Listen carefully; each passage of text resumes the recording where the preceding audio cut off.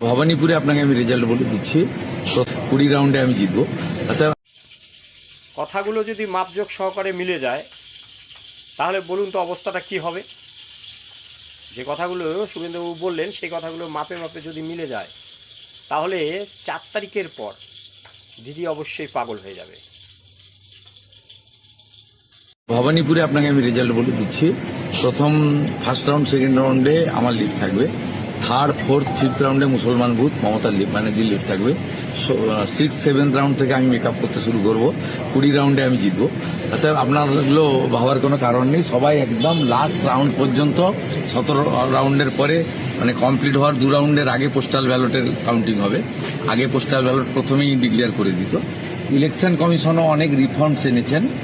আমাদেরও গণনা কর্মী, আমাদের শুধু নয় সকলকেও সেইভাবে যেতে হবে।